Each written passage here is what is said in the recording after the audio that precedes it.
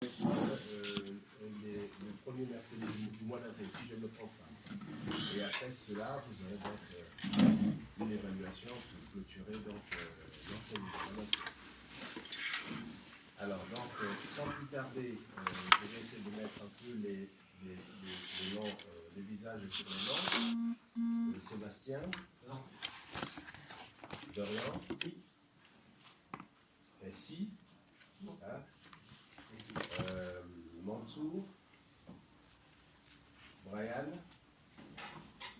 Antoine. Mathis. Edwin. Mourad. Yacine. Kevan. Il va arriver. Bon. Younes va arriver aussi. Brian va arriver aussi. Asbin. Hugo. Marc-Antoine va arriver aussi. Abdelkader. On va considérer qu'il va arriver. Léo. Raphaël. Maria Magdela. Elle est où, Maria Magdela? Pas encore. Émeric. Ali. Anita. Et Willy.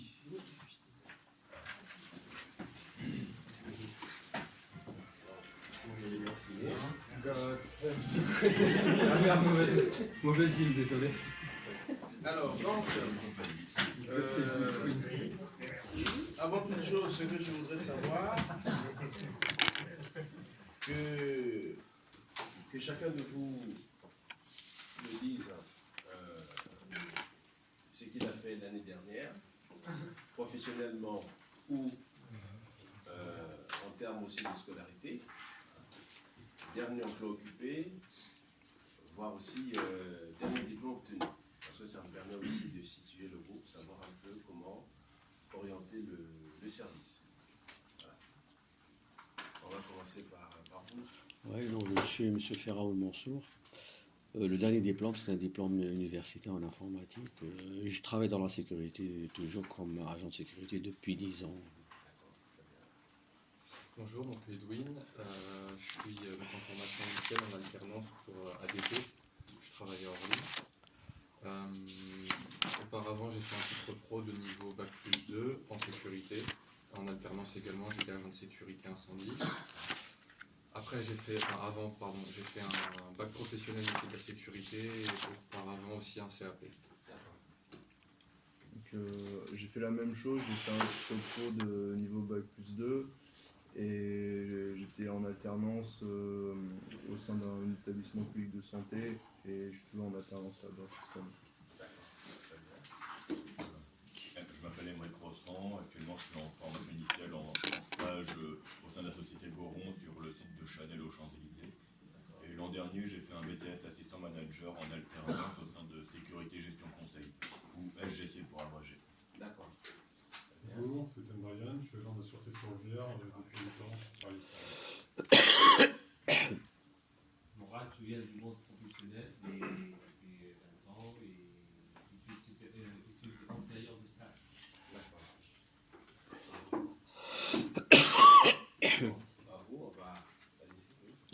Moi, c'est Yacine.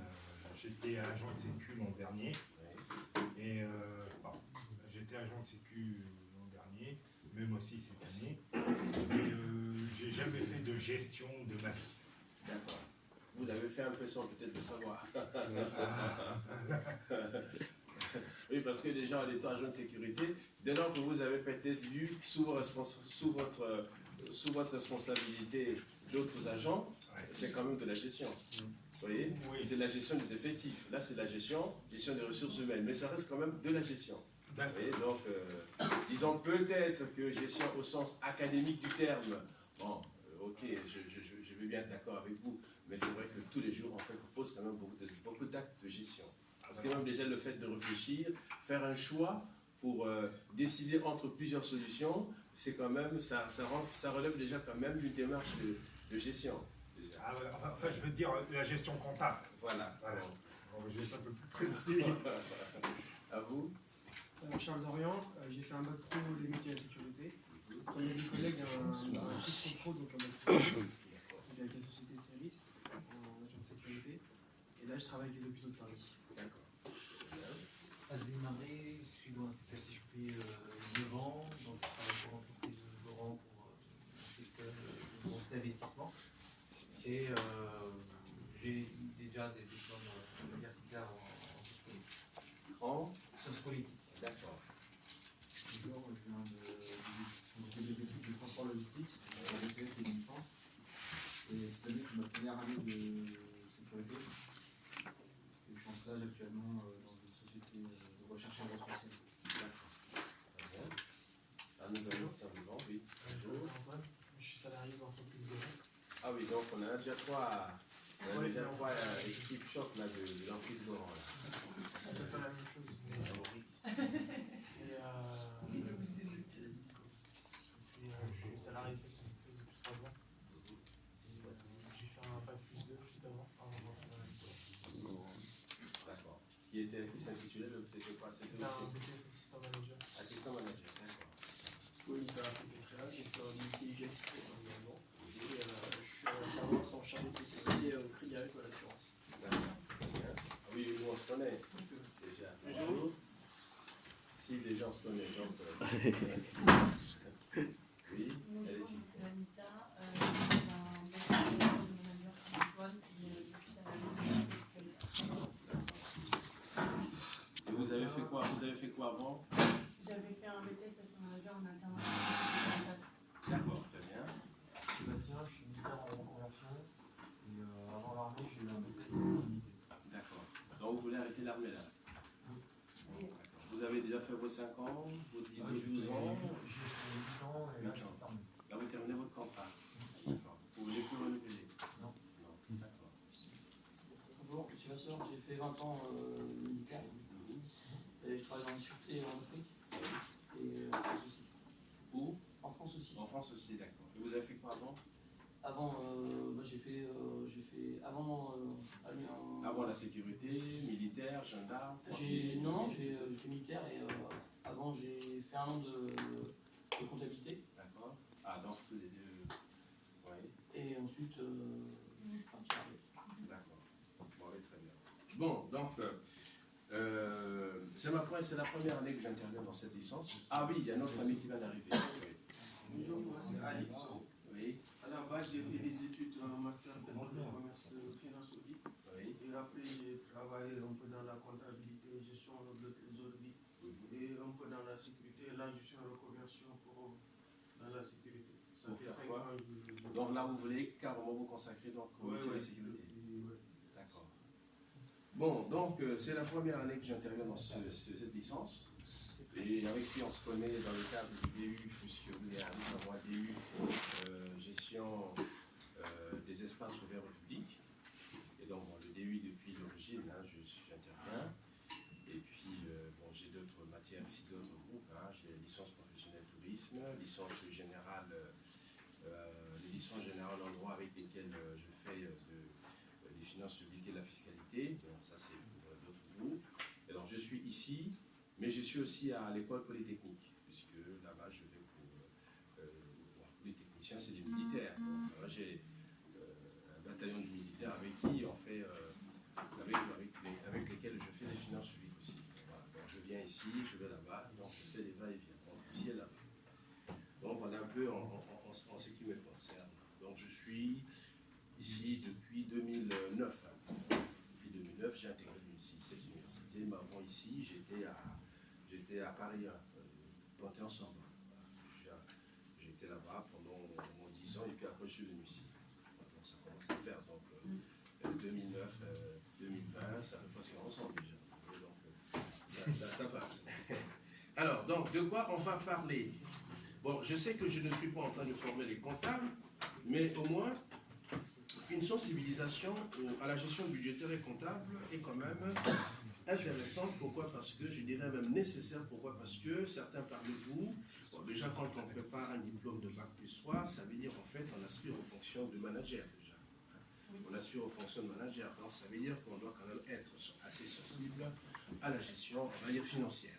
Pourquoi? Parce que si on veut que son affaire se passe très bien, il faut être prudent, il faut être comme un Corrézien. Vous savez, vous connaissez la réputation des Corréziens. Hein. Les Coréziens en France, les gens de la Corrèze ont cette réputation-là en France, d'être vraiment très très près de la bourse, hein, du panier. On fait pas n'importe quoi. Donc ça c'est... Ah oui, parce qu'en France, vous savez, dans chaque région a ses habitudes. Et donc les Coréziens, on les reconnaît parce que eux, si vous voulez vraiment être sûr d'avoir un homme de confiance avec qui vous êtes sûr qu'il ne fera pas n'importe quoi avec vos finances, renseignez-vous, cherchez de savoir si c'est un Corrézien. Il y a quand même une exception, un Corrézien très connu qui s'appelle Jacques Chirac, lui c'est peut-être une exception. Oui, avec ses 40 de frais de bouche par jour. Non, Jacques Chirac n'est pas Corrézien d'origine, il est Corrézien d'adoption. Voilà. Il est Corrézien d'adoption. Je parle des Corréziens d'origine. Donc ça, ils sont... Son grand-père était paysan. Son grand-père était... Tout à fait. Il est allé... Non, mais bien sûr, ils se sont installés là-bas. Voilà, ils se sont installés là-bas. Mais enfin, en France, les Coréziens ont cette réputation-là d'être vraiment les gardiens de la bourse. Ils savent très bien. Alors, donc ici, de quoi on va parler? Alors, pour essayer de synthétiser l'enseignement, on va travailler sur, je dirais, 4 thèmes. Le premier thème, donc je vais vous donner les différents thèmes, et puis après, pour le café, je pourrais vous l'envoyer par mail, ou je ferai des photos peut-être prochainement pour vous donner ça. Donc, le premier thème, on va parler, ça sera sur la déclaration des revenus. Premier thème. La déclaration des revenus. On peut dire premier thème, on peut dire premier chapitre, voilà, choisissez. Donc, le premier thème qu'on aura traité portera sur la déclaration des revenus.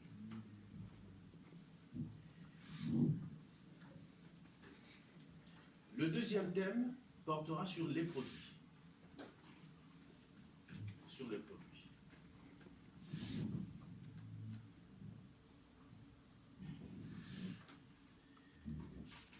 Donc on fera, alors là aussi j'attire votre... Alors, je ferai le commentaire après. Le troisième thème portera sur ce qu'on appelle les charges constatées. Les charges constatées. Charges constatées, par opposition au quatrième thème, qui portera sur les charges calculées. On verra pourquoi cette différence. Charges constatées, charges calculées.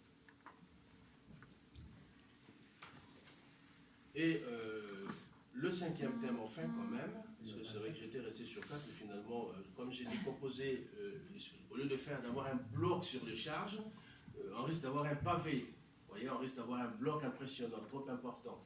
Et donc, il y aura un déséquilibre entre la taille des différents chapitres. Donc, pour équilibrer, donc, le chapitre sur les charges est divisé en deux.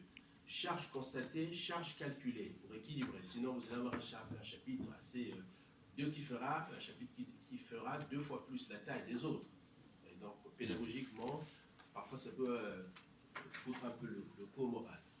Donc, et enfin, le cinquième thème, c'est sur les plus ou moins values. Voilà, ça, c'est les 5 thèmes qu'on va aborder. Les comment vous dites? Les plus ou moins values. Les plus ou moins values. Donc voilà les 5 thèmes. Alors, je reprends. Premier thème, on a dit la déclaration des résultats ou la détermination des revenus, c'est la même chose. Détermination des revenus ou déclaration des résultats. Deuxième thème, les produits. Troisième thème, les charges constatées. Quatrième thème, les charges calculées. Et cinquième thème, les plus ou moins. Alors, notre travail ne va pas seulement se contenter de parler des règles comptables, parce que les règles comptables ne sont pas assez suffisantes. Donc, une bonne comptabilité prend en compte les règles aussi fiscales. C'est pour ça que dans la formation du comptable, il y a quand même un gros volume du droit fiscal. Donc, on peut dire aussi de la fiscalité. Donc, vous pourrez, par exemple, regarder même, parce que ici, nous avons aussi qui sont en licence de gestion, qui ont choisi effectivement comptabilité et gestion, ou qui sont en master de gestion, qui ont choisi comptabilité et gestion, ou alors qui sont dans certains établissements spécialisés qui forment au diplôme de comptabilité et gestion, ou diplôme supérieur de comptabilité et gestion. Vous verrez que dans leur formation, il y a quand même un volume assez important du droit fiscal. Pas que le droit fiscal, mais aussi le droit des sociétés. Il y a le droit des entreprises en difficulté. Il y a le droit social. Donc, ce qui veut dire, en fait, tout simplement pour vous dire, on a l'habitude de dire comptabilité, comptabilité, mais en réalité, la comptabilité, pour faire simple, hein, c'est du droit appliqué. Parce que toutes les règles qui régissent la comptabilité sont soit des règles du droit commercial, soit des règles du droit fiscal, et on peut adresser à cela des règles du droit social, du droit des entreprises, du droit des sociétés. Donc, le régime juridique, il est axé sur ça. Donc, et après, on peut endosser quelques matières, quelques techniques quantitatives, un peu de mathématiques, pour faciliter la compréhension. Alors, donc voilà grosso modo. Donc nous allons alterner une analyse l'analyse comptable avec l'analyse fiscale. Parce qu'on ne peut pas faire de la comptabilité sans notion de fiscalité. Et d'ailleurs, les notions de fiscalité viennent toujours systématiquement préciser comment doit être la comptabilité. Je prends un exemple. On nous dit bénéfice comptable, on nous dit égal produit moins les charges. Ça, c'est ce que dit le droit comptable.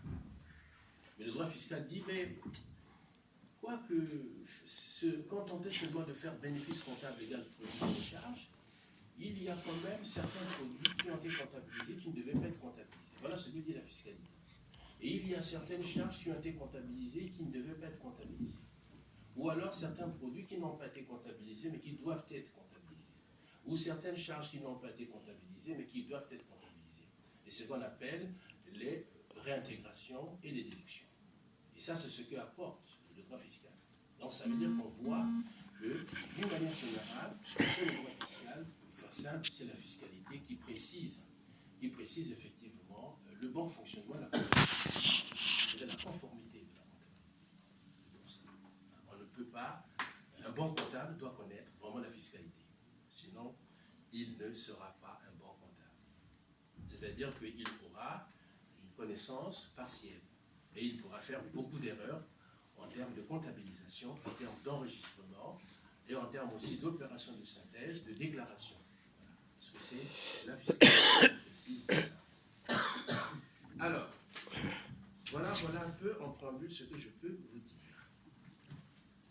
À vous, je vous écoute. Des questions?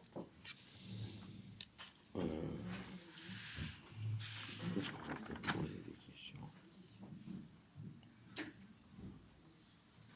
Bon, s'il n'y a pas de questions, donc on va attaquer le chapitre 1. Donc le thème 1, vous mettez la détermination du résultat. Détermination du résultat ou déclaration du résultat. C'est la même.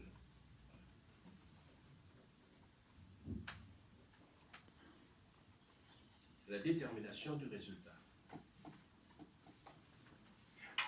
Alors pourquoi je dis seulement résultat? Parce qu'en fait, il y a d'abord le résultat comptable et ensuite on passe au résultat fiscal. Alors, quand on dit détermination du résultat, en fait, au final, à travers les produits et les charges que l'entreprise avait constatées, voire calculées, il faut qu'on arrive à un résultat fiscal. Le résultat fiscal, en réalité, on peut dire que c'est le résultat net que l'entreprise, en fait, va déclarer auprès de l'administration pour connaître son régime d'imposition. Pour savoir à quel taux l'entreprise sera imposée. Alors, donc ici, une petite introduction, on s'impose toujours, c'est toujours préférable. Ici, donc, en guise d'introduction, qu'est-ce qu'on peut dire? Je dirais trois choses. Premièrement, le calcul du résultat. Le calcul du résultat est un élément majeur de la vie de l'entreprise. Le calcul du résultat est un élément majeur de la vie de l'entreprise. Ça, c'est déjà la première chose. La deuxième chose,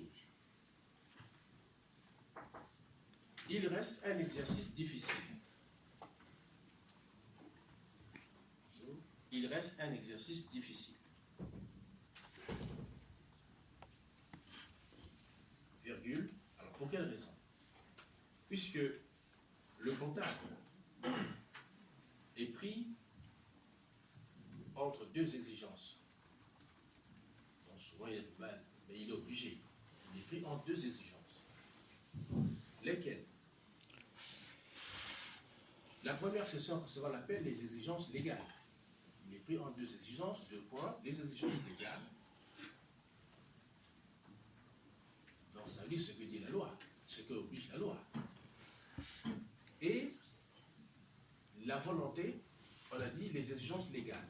Dans les exigences légales, il y a ce qui relève du droit comptable et ce qui relève du droit fiscal, donc de la loi. Voilà ça. Et vous avez deuxième exigence qu'on appelle, c'est la volonté du contribuable. La volonté du contribuable de minorer sa base d'imposition. Du contribuable. Et la volonté du contribuable de minorer sa base d'imposition. Donc le contribuable, c'est l'entreprise qui est soumise à l'impôt. Vous voyez? Donc, il sait que en réalisant les opérations comptables, il doit respecter ce que dit la loi. Mais de l'autre côté, le contribuable lui dit, mais oui, mais bon, c'est bien d'appliquer la loi, mais fait de telle sorte que qu'on ne paye pas trop d'impôts, qu'on paye moins d'impôts. Donc, essayez de faites-moi de la bonne comptabilité, c'est-à-dire faites-moi un bon traitement. Essayez de réaliser un bon traitement. Faites-moi un bon traitement des produits, un bon traitement des charges, de telle sorte que je puisse payer moins d'impôts. Et en la matière, parfois la loi lui offre des possibilités pour faire cela. Mais parfois, il est en lisière de ce qui est acceptable. Pourquoi? Parce qu'on peut basculer dans l'exagération. Pourquoi? Parce qu'on est omnibulé par le souci de minorer, donc de réduire. Parce que quand on minore, l'idée, c'est d'arriver à un résultat qui est moins important que d'habitude. Donc plus le résultat est important, et plus le résultat est moins important, moins on paye d'impôts. Et pour que le résultat soit moins important, tout le travail se fait surtout au niveau des charges. Parce que c'est vrai que oui. C'est ça l'optimisation fiscale? On peut maintenant, souvent, on emploie l'expression qui est à la mode en effet depuis ces 10 dernières années de l'optimisation fiscale qui passe par l'optimisation comptable d'abord. Donc, au niveau du traitement des opérations, on dit bon, il faut voir, la loi dit bon, vous avez telle charge, telle charge, telle charge, telle charge, puisqu'on parle du principe que les charges sont par nature déductibles. On parle de ce principe-là, que les charges sont par nature déductibles effectivement du résultat, donc c'est-à-dire déductible donc des produits réalisés, donc des revenus. On part de ce principe. Maintenant, la loi définit aussi l'étendue des charges qui sont déductibles par nature et l'étendue des charges qui sont déductibles par exception. Donc il y a plusieurs possibilités. Mais enfin, déjà, là donc c'est pour dire que le comptable, il est voilà, il est assis, il est assis il est entre deux chaises en fait. Une chaise, les obligations légales. La deuxième chaise, c'est la volonté du contribuable, donc ça veut dire de son employeur, qui veut minorer, qui veut payer moins, qui veut déclarer moins de revenus. Et s'il déclare moins de revenus, c'est pour payer moins d'impôts. Ouais. Bon. Ça, c'est déjà le deuxième élément. Le troisième élément, ce thème aborde les modalités. Ce thème aborde les modalités de détermination du bénéfice,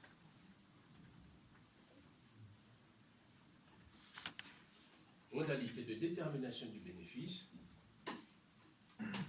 en développant ou alors en accordant une attention particulière.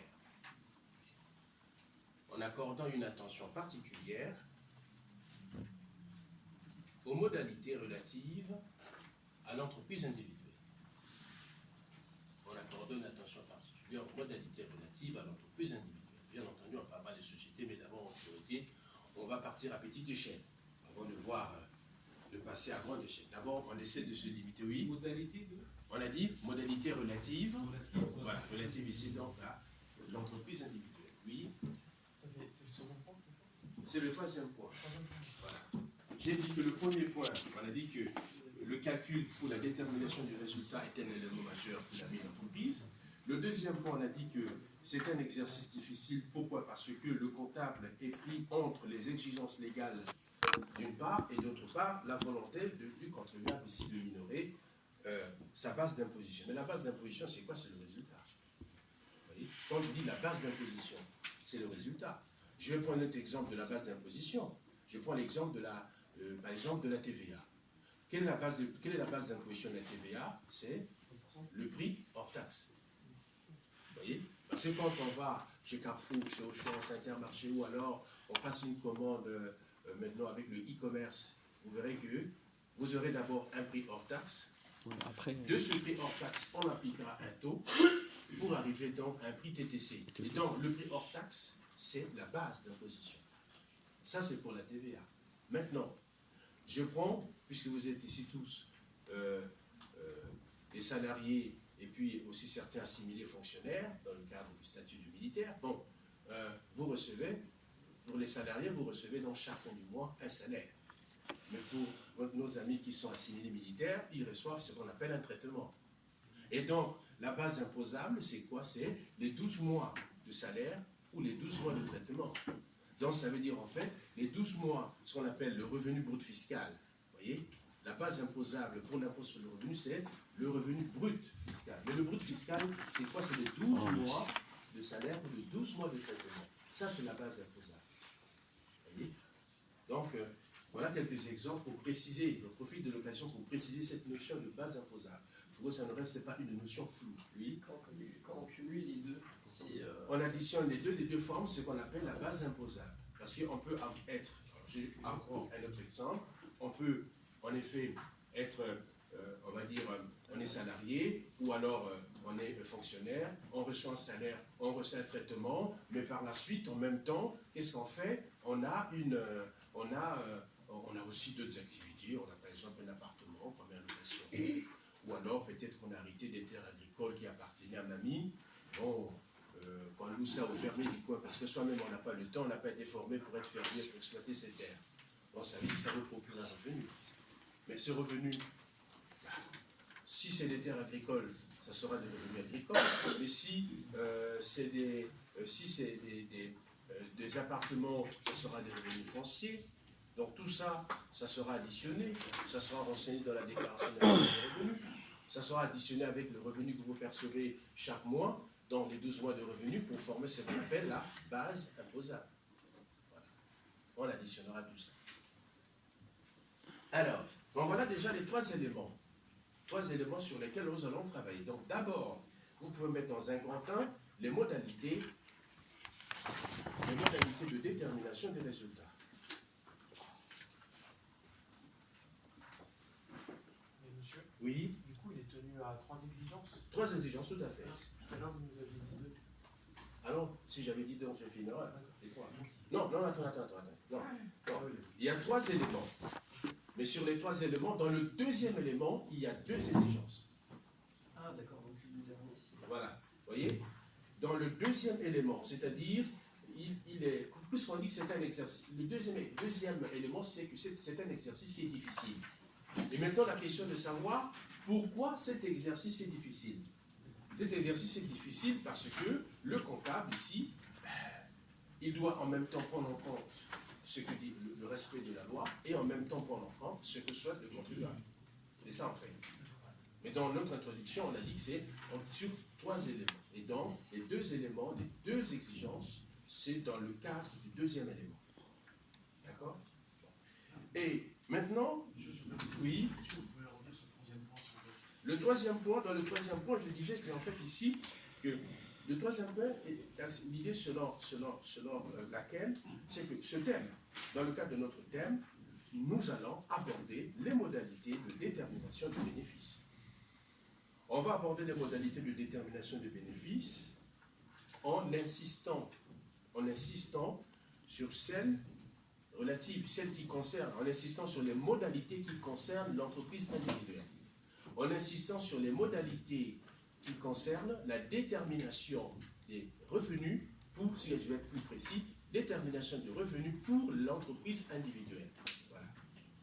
On voit d'abord petit avant de voir grand. Ce qui veut dire que, oui, toutes les formes d'entreprise.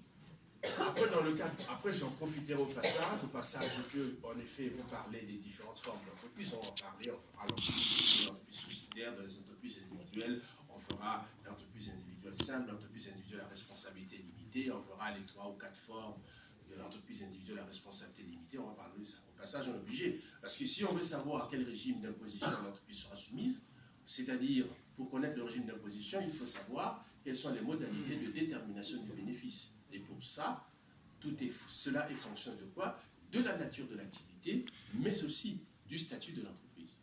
On tient compte de ça. Donc ici, vous mettez, grand 1, les modalités de détermination du bénéfice. Alors, là aussi, à chaque fois qu'on dit il faut déterminer le résultat, il faut savoir que ça n'a qu'un seul but. Il n'y a pas un second but. La détermination du résultat, c'est tout simplement pour des questions fiscales.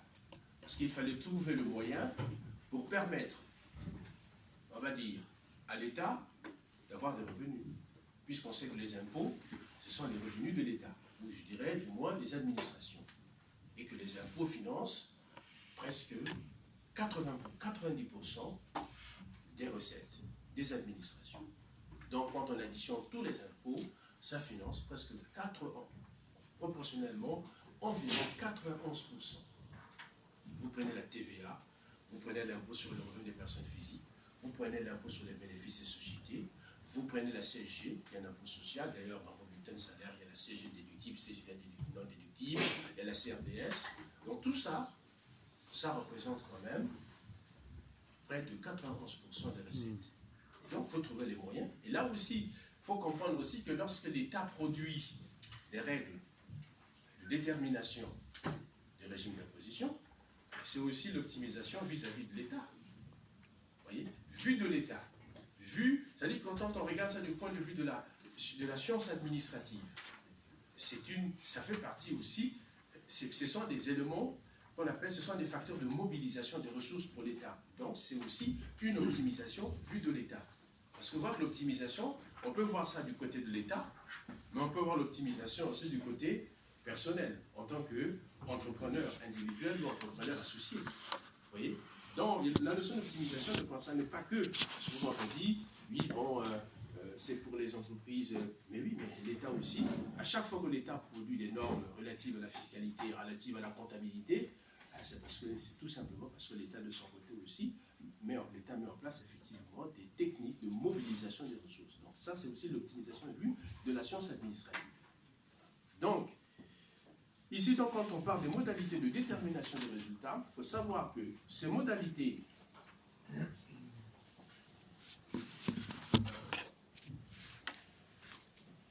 je dirais que ces modalités dépendent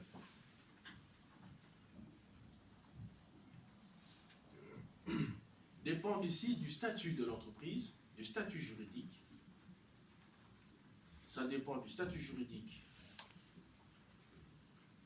et de la nature de l'activité de l'entreprise.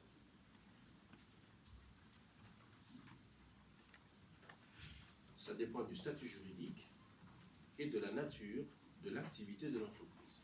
Donc, il y a 2 critères. On regarde le statut et on combine le statut. Enfin, on doit combiner le statut juridique et la nature de l'activité de l'entreprise. Et pourquoi il faut déterminer? C'est pour pouvoir imposer, pour que ça soit soumis à une imposition. Parce qu'une détermination du bénéfice pour détermination, ça n'a aucun intérêt. Il faut savoir que la détermination du bénéfice n'a qu'un intérêt, c'est l'intérêt fiscal, tout simplement pour permettre à l'État, pour en fait pouvoir appliquer un régime d'imposition. Sinon, en tant que tel, ça n'a aucun intérêt. Et comme ça a été aussi un moyen pour permettre à d'autres de vivre, pourquoi ceux qui vivent de ça, c'est ceux qui exercent le métier de comptable, vous voyez? Donc, vous voyez qu'il y a eu, il y a ça, il y a ce qu'on appelle un effet multiplicateur. Voilà. Donc, et vous notez que le tableau ci-dessous, c'est pour résumer un peu, pour éviter d'avoir un peu de phrases trop longues, le tableau ci-dessous fait le lien entre le statut,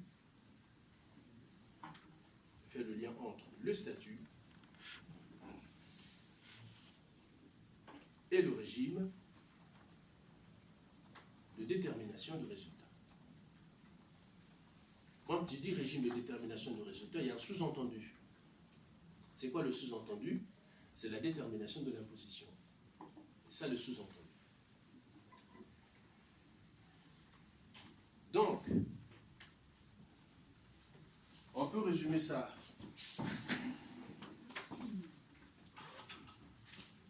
Bon, j'espère que dans ma boîte secrète, ça marche. Parce que j'ai un truc ici, je vais faire rien. Donc ici, on pourra avoir un tableau sous cette forme. Excusez-moi de la couleur. Hein. On aura, j'espère que vous arrivez à voir, on aura ici le régime.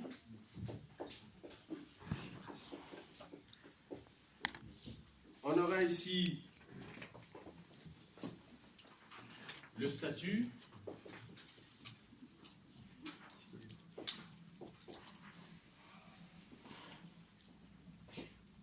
Et le statut ici sera en fonction.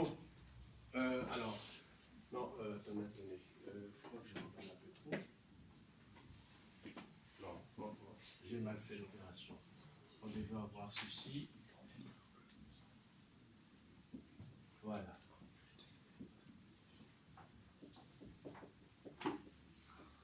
Là.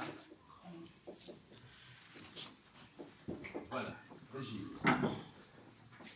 Et en parlant du statut du régime, il est où le...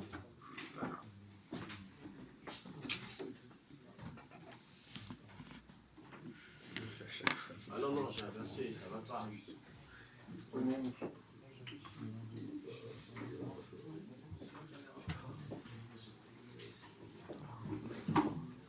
Alors, voilà. Pour le statut, on va voir ici ce qu'on appelle, en ce qui concerne les entreprises visées.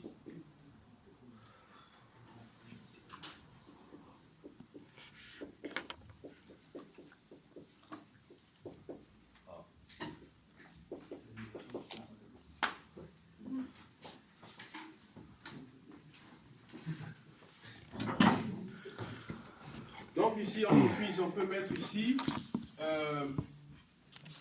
dans les entreprises visées, on va voir ici ce qu'on appelle les entreprises qui ont une personnalité fiscale, une personnalité morale, et puis les entreprises qui n'ont pas de personnalité morale, c'est-à-dire qui n'existent pas en tant que telles. L'entreprise, en fait, on dit que c'est une entreprise, mais car en réalité, c'est un patrimoine, c'est le patrimoine d'un individu. Pourquoi? Parce que l'entreprise, en fait, en tant que telle, n'a pas de personnalité. Là, quand on dit personnalité, il y a deux choses. Dans la notion de personnalité, que ce soit vous, que ce soit une entreprise, la personnalité s'attache à deux éléments. Ça s'attache à deux éléments. Ce qu'on appelle la capacité d'exercice et la capacité de jouissance. Vous et moi, nous avons acquis la capacité d'exercice à notre naissance. Parce que nous sommes nés vivants, donc viables. Et dans cette capacité d'exercice, ça fait que nous avons tous un nom et un prénom. Nous avons un état civil. Ça, c'est la capacité, mais à condition qu'on ait été déclaré. Vous voyez? Parce que si on n'a pas été déclaré, bien entendu, physiquement on vit, mais je veux dire juridiquement on est inexistant. Mais bon, bien entendu, on est quand même, ça c'était avant, hein, où parfois certaines naissances n'étaient pas déclarées, mais on est quand même dans des sociétés modernes. Donc là, quand on dit capacité d'exercice, c'est attaché, c'est le fait de naître, on a été déclaré, né et on est viable. Maintenant, le deuxième critère, ce que j'ai dit, la capacité d'exercice, capacité de jouissance. Et donc vous et moi, nous avons acquis la capacité de jouissance à notre majorité. Parce que c'est par rapport à notre capacité de jouissance que nous pouvons passer des contrats, que nous pouvons signer un contrat. Sinon, ce qui fait en fait, si on est mineur, on n'a pas la capacité de jouissance, à moins d'être mineur émancipé. Parce que c'est l'émancipation qui permet d'obtenir la capacité de jouissance. Ou alors, on peut être majeur, mais être frappé par un handicap mental ou un handicap physique. Et dans ce cas, on tombe sous le régime de ce qu'on appelle le régime, donc ici on est majeur incapable. Et quand on est régime incapable, on peut être sous tuteur, sous tutorat, sous curatelle, ou on fait l'objet d'une mesure de sauvegarde de justice. Voilà. Donc, pour les personnes physiques, capacité de jouissance, capacité d'exercice à la naissance, capacité de jouissance à la majorité. Ça, c'est pour les personnes physiques. Ça se rattache un peu à l'usus, fructus et abus. Non, ça, c'est différent. Ça, c'est-à-dire que ça, c'est l'usus, abusus, fructus. Ça, c'est le régime juridique du droit des propriétés. Droit de propriété. Ce qui veut dire que ça, c'est le régime qui est appliqué. Pour parler de la propriété, il faut 3 éléments. Donc, une personne qui a la capacité d'exercice, qui a la capacité d'exercice et de jouissance, peut accéder à la propriété, peut bénéficier d'un droit de propriété. Ça, c'est reconnu. Bon, c'est ce qu'on appelle les droits réels. Bon. Maintenant, pour les personnes morales, si je dis personnes morales, on part du principe que les personnes morales, ce sont les entreprises. Les entreprises, voire les administrations. Mais à quelles conditions, à quel moment une personne morale peut avoir la capacité d'exercice et la capacité de jouissance? Parce qu'il faut remplir les 2 conditions. 1. Pour les personnes morales, il faut que l'entreprise soit déclarée. Déclarée au registre du commerce et des sociétés, ou déclarée au registre de l'artisanat. Vous voyez, il faut qu'elle soit déclarée et exercer une activité conforme à ce qui a été déclaré. Ça, c'est pour la capacité d'exercice. Cependant, il faut qu'il y ait la capacité de jouissance. La capacité de jouissance, l'entreprise l'obtient selon ce qu'on appelle la technique de la délégation de pouvoir. Il faut désigner une tierce personne qui agit pour le compte de l'entreprise. Parce qu'on sait bien que l'entreprise n'a pas de membre, n'a pas de pied, n'a pas de bras, donc ne peut pas signer. Et donc cela passe par la technique de la représentation. Ce qui fait que l'entreprise, une fois déclarée, une fois l'entreprise a désigné, on va dire, un représentant qui réalise les formalités pour son compte, c'est à ce moment-là que l'entreprise acquiert la personnalité morale. Maintenant, le juge a précisé, a dit, mais ce n'est pas suffisant. Le juge a dit, sur le fondement de l'article, sur le fondement du Code civil, en disant que pour les personnes morales, pour qu'une personne morale puisse avoir la personnalité morale, donc la capacité de jouissance, la capacité d'exercice et de jouissance, il faudra au préalable que ça soit qu'il y ait au moins 2 personnes qui décident de mettre en commun les moyens, donc qui applique ce qu'on appelle l'affectio societatis. Donc mettre en commun les moyens, partager les responsabilités pour gérer une affaire. C'est pour ça qu'on fait la différence entre l'entreprise individuelle et l'entreprise sociétaire. L'entreprise individuelle, ça veut dire que l'entreprise appartient à une seule personne, mais peut avoir 10 000 salariés. Vous voyez? L'entreprise appartient à une seule personne, mais elle peut avoir 10 000 salariés. Ça restera une entreprise individuelle. Parce que le critère juridique, ça dit que le critère juridique est celui effectivement de l'intitu personae, c'est-à-dire du statut juridique de la personne de l'actionnaire. Bon. Donc ça veut dire que dès lors que, ici dans ce cas de figure, lorsqu'une entreprise, c'est une entreprise individuelle, en réalité, le droit fiscal dit que cette entreprise n'a pas de personnalité morale. Voilà ce que dit le droit fiscal. Et là, le droit fiscal contredit le droit civil. Vous voyez? Ça veut dire que l'entreprise individuelle n'a pas de personnalité morale. L'entreprise individuelle, c'est un actif comme un autre qui appartient au patrimoine de son propriétaire. Maintenant, le droit fiscal dit, mais cependant, dès lors qu'il y a 2 personnes qui décident de créer une entreprise, qui déclare et qui exerce une activité conforme à ce qui a été déclaré,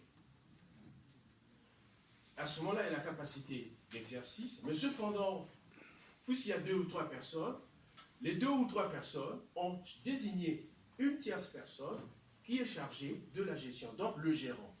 À ce moment-là, la condition de la capacité de jouissance est remplie. Deuxième condition remplie, dans ce cas, l'entreprise a une personnalité morale, c'est-à-dire elle a une existence qui est distincte de ses associés. Elle existe indépendamment de ses associés. Donc, le représentant, le gérant, peut signer au nom et pour le compte de l'entreprise. Pourquoi? Parce que les 2 conditions sont réunies. Dans le cas d'entreprise individuelle, il n'y a qu'une seule condition qui est réunie. C'est celle de la déclaration et de l'exercice de l'activité conforme à ce qui a été déclaré. Mais la condition de la déclaration et de la délégation de pouvoir n'est pas réunie. Pourquoi? Parce qu'il faut au départ 2 personnes qui en désignent un qui s'occupe de la gérance.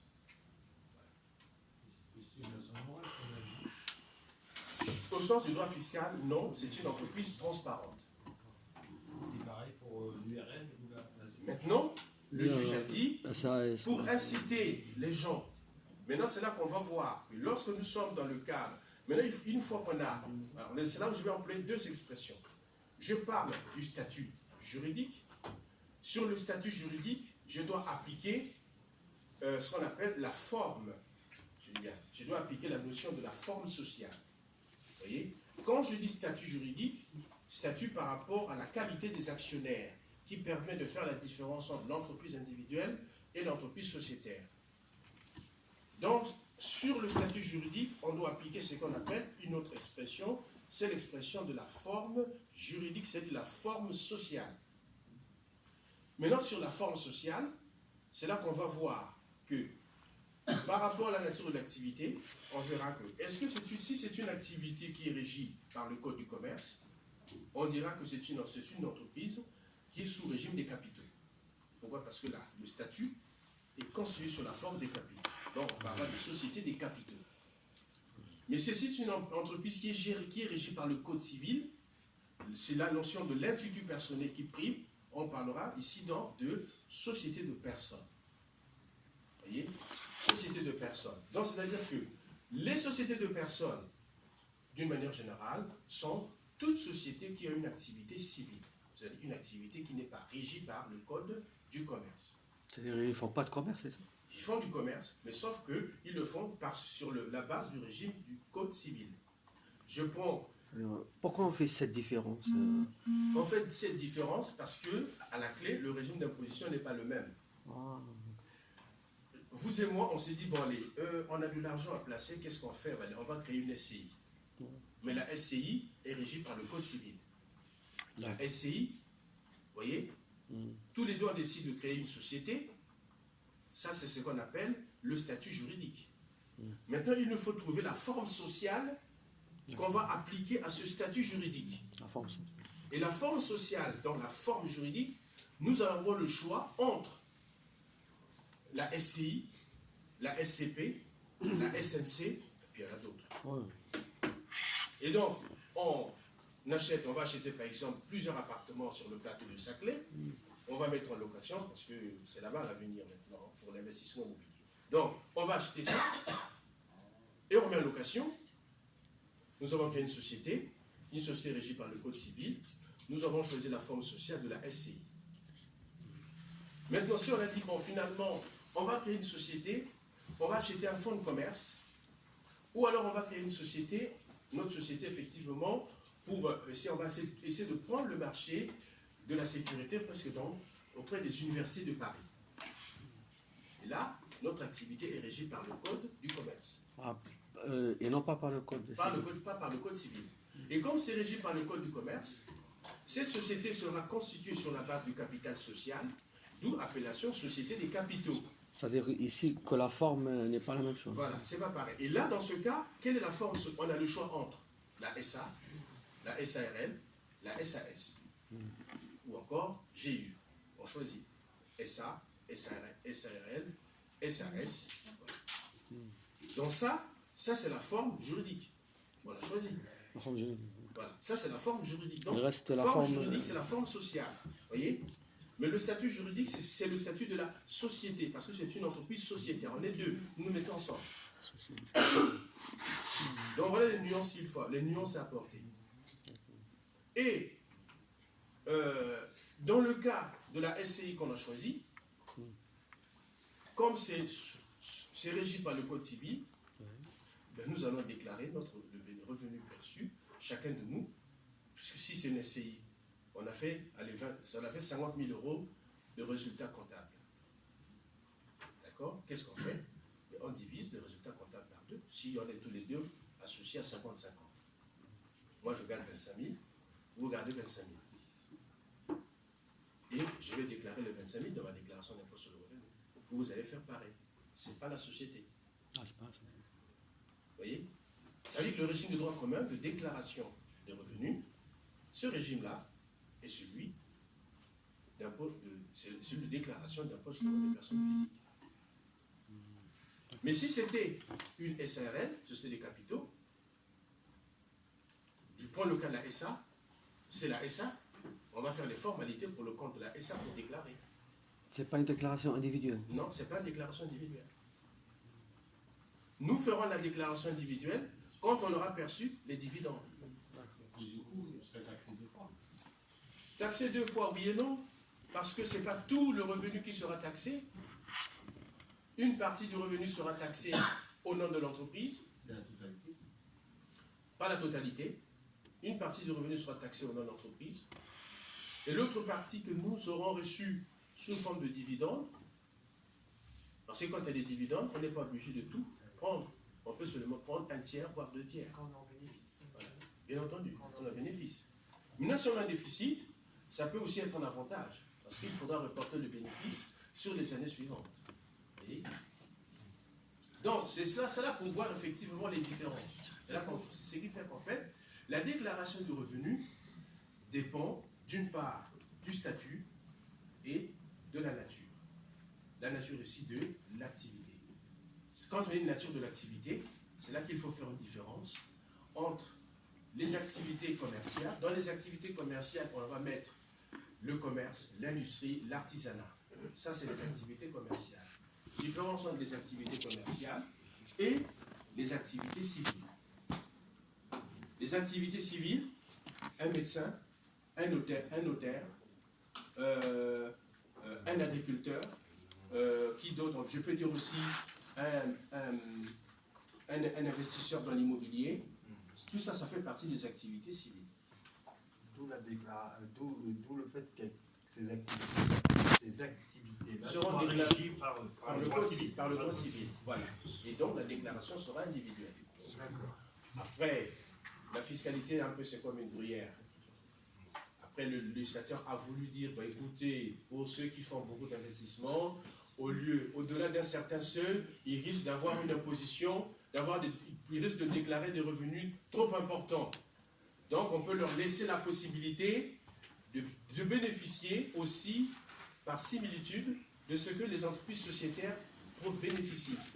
D'où la création du régime de responsabilité limitée, c'est-à-dire l'entreprise individuelle à responsabilité limitée, l'entreprise unipersonnelle à responsabilité limitée, la société par action simplifiée unipersonnelle. D'où la création de ces formes hybrides. Ça veut dire en fait, on a transposé, on a appliqué le régime des SARL sur les entreprises individuelles. Voilà ce qui se passe. Mais la SARL aussi au départ, puisque en 1966, quand on définit le régime juridique, la première loi qui va encadrer les sociétés pour déterminer le régime juridique dit clairement que finalement, les SARL étaient souvent des entreprises familiales. Et donc, le régime de droit commun, c'était d'abord la déclaration d'impôt sur le revenu personnel. Mais aujourd'hui, même les comptables, même les agents de l'administration, tout le monde considère que le régime de déclaration des bénéfices de la SARL, c'est le régime d'impôt sur les sociétés. Non. Le régime de base de la SARL, c'est la déclaration d'impôt sur le revenu. Et on peut opter à la déclaration des bénéfices des sociétés. Et c'est l'exception finalement qui est devenue la règle. Pour le cas des SARL. Vous allez même aujourd'hui, vous prenez le téléphone, vous téléphonez au centre des finances publiques pour bon, je suis en train de créer une SARL, je voudrais savoir un peu à quel régime de serait imposable.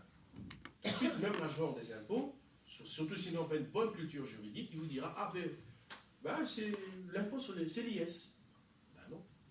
L'IS, c'est une exception. La règle, le régime de droit commun, c'est l'IRPP. C'est un choix qu'on fait au départ ou c'est imposé par le... C'est-à-dire, en fait, c'est un choix qu'on fait au départ. Maintenant, aujourd'hui, si vous ne précisez pas, l'administration fiscale vous appliquera l'IS par usage, en fait. Et donc, on va payer l'IS sur la société et puis l'impôt sur le revenu. Non. L'impôt sur le revenu, vous paierez. L'impôt sur le revenu, si par exemple, vous êtes salarié de votre entreprise. Si vous prenez les dividendes, ça sera, vous payerez effectivement l'impôt sur le revenu sur la base des dividendes que vous percevez. Et pourtant, on a payé l'impôt sur l'IS. Les sociétés, mais sauf que... C'est la même somme, c'est le même... Non, c'est pas le même montant. C'est pas pareil, parce que regardez, vous faites, on va considérer que vous avez réalisé un bénéfice fiscal. Bénéfice fiscal, on va considérer de 50 000. D'accord? Déjà, pendant les 2 premières années de l'existence de l'entreprise, ça sera x0. Ah, il n'y a pas d'impôt, c'est ça. Voilà, donc égal à 0. Les Donc, 2 premières années. pendant 2 ans, il n'y a pas Pendant d'impôt. 2 ans.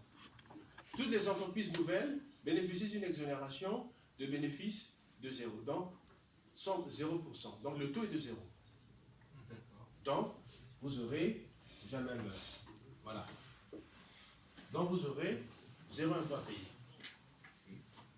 Sauf que, sur les 50 000, de 2 choses l'une, soit vous gardez les 50 000 comme dividende, mais sauf que vous, le calcul, vous allez tout très vite faire le calcul, vous dites, mais attendez, je ne vais pas quand même prendre les 50 000, déclarer ça à l'administration fiscale. Qu'est-ce que vous faites?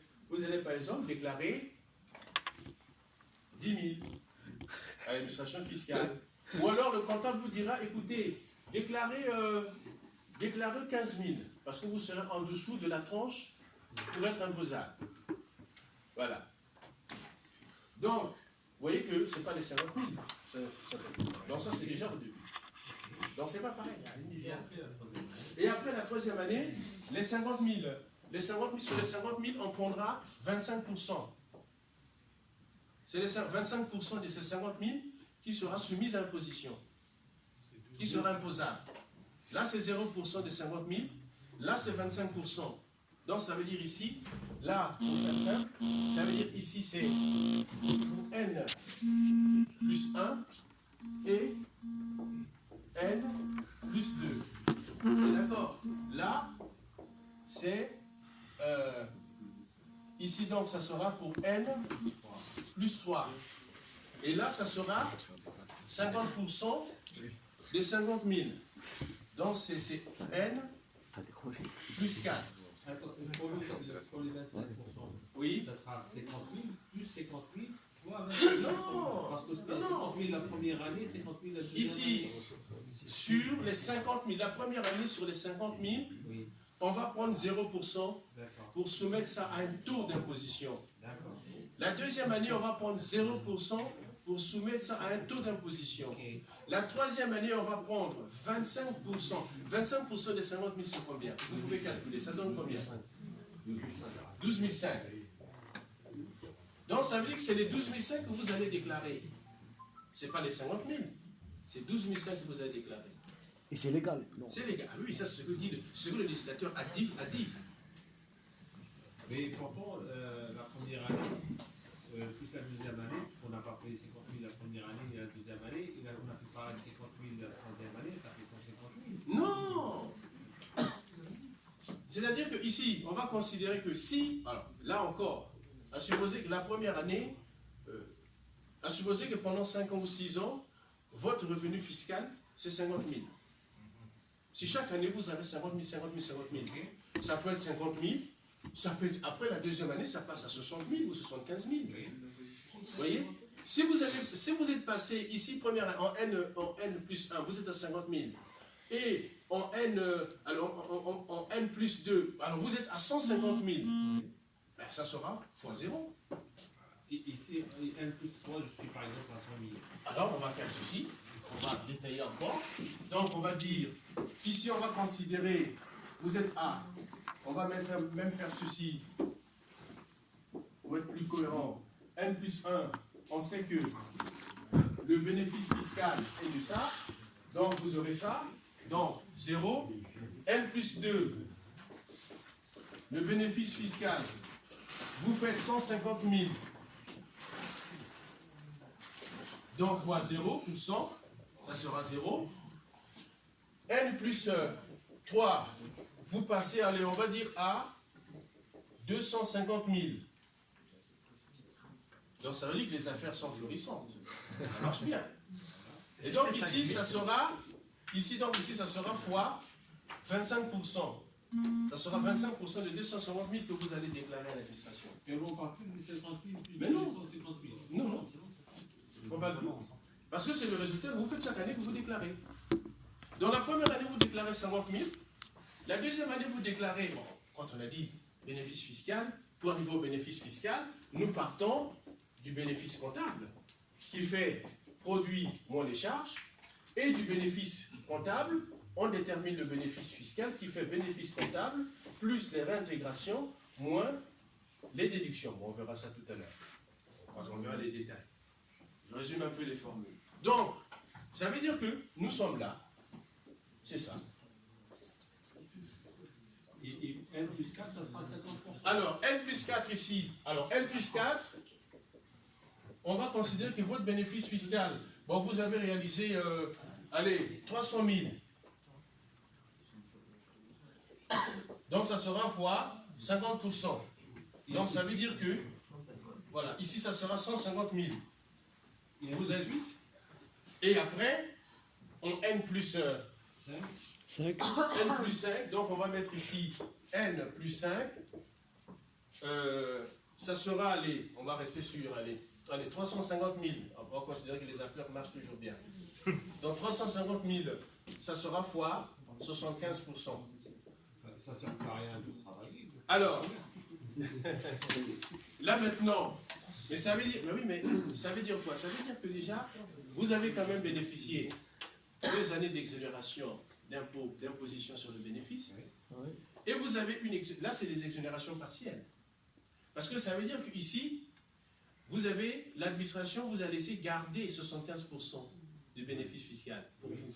Après, le Là, vous avez gardé 75%. Là, l'administration vous a laissé garder 50% du bénéfice. C'est pas quand même rien. Parce que le début est toujours difficile, on ne garde rien du tout en fait. Ça dépend du secteur d'activité où vous êtes. Ok. Il y a certaines activités, effectivement, c'est vraiment la période de vache maigre.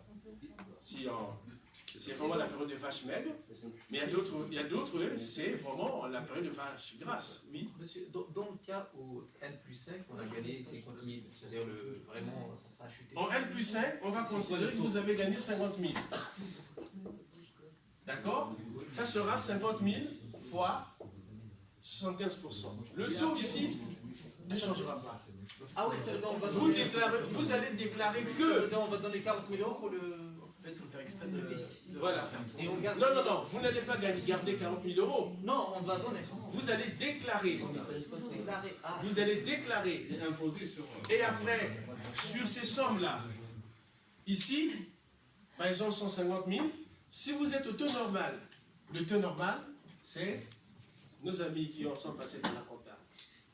C'est facile à dire sur 33,33%. Ça, c'est le taux normal. Le 33. Le taux d'imposition, oui. Non, en fait, moi, je veux juste comprendre. Oui. Quel est le taux maximal applicable et au bout de combien d'années? Alors, combien d'années d'activité? Le taux, alors, le business fonctionne. C'est-à-dire que à partir de la 6e année, vous déclarez 100% de bénéfices réalisés. Vous déclarez 100% de bénéfices. Mais ces 100% de bénéfices, seront imposables, à quel taux seront imposables si vous avez choisi le régime, alors là on verra après, il y a le régime réel normal, le régime réel simplifié. Si vous avez choisi le régime réel simplifié, vous serez au taux réduit de 16%. Donc ça veut dire que les 100% seront imposables au taux de 16%. Si vous avez choisi le régime réel normal, le taux sera donc de 33,33%. C'est-à-dire que votre taux d'imposition de bénéfice, c'est le taux normal. Je raisonne d'abord par rapport au taux normal. Et le taux, est-ce qu'il change avec les années? Non, ce taux-là, même si l'entreprise va vivre pendant 99 ans, ça sera 99 ans à chaque fois, le bénéfice que vous déclarez sera imposable à 33,33%. Et pourquoi au taux réel, c'est à moitié que le taux normal? Mais parce que en fait, c'est là qu'on fait la différence. Taux réel, pourquoi? Parce qu'on fait la différence entre les entreprises qui font... Alors ça fait partie aussi de la politique industrielle. L'idée de la politique industrielle, ça consiste effectivement à créer les conditions d'amélioration des productions des entreprises, donc réduire les coûts de production. Parmi les coûts de production, il y a la fiscalité, c'est un coût de production pour l'entreprise, parce que c'est une charge. La fiscalité, c'est une charge pour l'entreprise. Donc, quand vous êtes auto-réduit, ça veut dire en fait, l'État vous permet quand même de garder presque 17%. Hein, enfin, entre 33,33 et 16%, vous voyez quand même, vous avez presque 17%. Dans ces 17%, c'est quand même un pouvoir d'investissement que vous gardez. Vous voyez, ça c'est les dimensions de la... Quand on raisonne en termes de politique publique, en termes de politique fiscale, c'est ça qu'il faut avoir à l'esprit. Pourquoi? Parce qu'aujourd'hui, il faut... En fait, c'est une équation qui est difficile. C'est pas si simple. Parce que ceux qui disent, oui, il n'y a qu'à baisser. En fait, comme il y a une expression, il n'y a qu'à faucon, en fait. Il n'y a qu'à baisser les charges. Oui, mais sauf qu'on ne peut pas baisser les charges tout le temps. Vous voyez? Donc, l'idée qui consiste, quand on dit baisser les charges de production pour l'entreprise, ça veut dire que les coûts de production, si on baisse les coûts de production, ça permet aux entreprises d'avoir des marges d'investissement. Si les entreprises ont des marges d'investissement, elles peuvent recruter, elles peuvent créer de l'emploi. De toute façon, sur les 17% qu'on garde, si on les touche au dedans, on sera encore imposé dessus. Si vous les déclarez, mais si vous les gardez pour conformer ce qu'on appelle la capacité de financement, ça va échapper à l'impôt.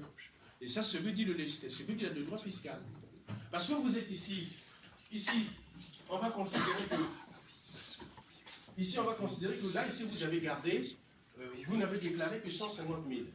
Mais sauf que, il y a l'autre 150 000 qui reste qui représente ce qu'on appelle vraiment le bénéfice fiscal net, qui reste dans l'entreprise. Les deux choses l'une. Soit vous prenez les 150 000 comme dividende. Si vous prenez comme dividende, vous allez déclarer ça dans votre 2042 dans la catégorie des dividendes, revenus, imposés, pas la totalité. Il y aura une décote de 10%. Entreverra le revenu fiscal de référence. Sur ce revenu fiscal de référence, on va déterminer ce qu'on appelle le quotient familial. Quotient familial, ça veut dire on va diviser ça par le nombre de parts du foyer fiscal pour connaître maintenant quel taux d'imposition qu'on pourra vous appliquer. Vous voyez qu'à chaque fois qu'on fait un peu ces mécaniques, on va s'apercevoir qu'il y a quand même beaucoup d'angles morts. Donc, ce qui fait que, ici, maintenant si vous dites, bon, sur les 150 000, je ne prends pas de dividende, mais je mets ça en épargne, ou alors je garde ça dans les comptes de l'entreprise.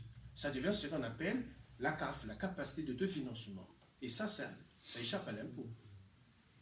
Et en plus de ça, si vous faites un investissement propre, il faut savoir que quand vous faites un investissement, qui dit investissement, dit amortissement. L'amortissement, c'est une technique qui consiste à récupérer le capital investi. Ça peut être 1/5e, ça peut être 1/7e, ça peut être 1/19e, voilà, selon la nature de l'investissement. Et c'est légal, non? Bien sûr, c'est légal, c'est ce que le législateur a voulu. Bah oui. Oui. Parce qu'il a dit... Oui. À partir Ça échappe à l'impôt. à partir de la troisième année, mais c'est une imposition partielle. Pourquoi? Parce que vous déclarez ici 25%, vous déclarez 50%, vous déclarez, voilà. Au taux normal, vous serez toujours à 33. Si vous êtes de régime réel normal, vous serez au taux de 33. Si vous avez choisi le régime réel simplifié, vous serez au taux de 16%. L'administration vous appliquera un taux réduit de 16%. Oui. Je l'avais vu, je ne sais pas si c'est correct, j'avais vu en dessous de 500 000 euros, c'est 28%. Qu'est-ce que c'est? Non, en fait, ici, qu'est-ce qu'on a fait? C'est-à-dire aujourd'hui, après, il y a d'autres dispositifs qui s'appliquent. Là, je reste sur les généraux. Dispositifs qui s'appliquent. Pourquoi? Parce qu'en fait, on parle du principe. C'est que on fait la différence entre les entreprises. Alors, quand je dis la nature des activités, il y a des entreprises qui font des ventes de marchandises et des prestations d'hébergement. Après, il y a des entreprises qui font des prestations de services. En fait, les prestations d'hébergement, c'est prestations de services aussi. Mais sauf que c'est assimilé comme des ventes de marchandises. Ça, c'est ce que dit la fiscalité. Donc, les entreprises qui ont des activités qui consistent à la vente de marchandises et de prestations d'hébergement, donc les hôtels, les restaurants, ces entreprises-là sont pour savoir si l'entreprise est soumise au régime réel, au régime de franchise ou au régime simplifié, on va regarder le chiffre d'affaires annuel. Tout dépend. En fait, le critère pertinent, c'est le chiffre d'affaires et la nature de l'activité. D'accord. C'est-à-dire que si le chiffre d'affaires pour les ventes de marchandises est inférieur à 82 500, l'entreprise ici sera soumise au régime de franchise. Qu'est-ce que cela signifie, le régime de franchise? Ça veut dire que l'entreprise a une franchise sur la TVA collectée, c'est-à-dire elle fait des factures sans TVA. Ça, c'est le régime de franchise. Elle fait des factures sans TVA. Mais pour les ventes de marchandises et l'hôtellerie, et les prestations d'hébergement, il faut que le chiffre d'affaires soit inférieur à 82 500. Bon. Maintenant, si le chiffre d'affaires est supérieur ou égal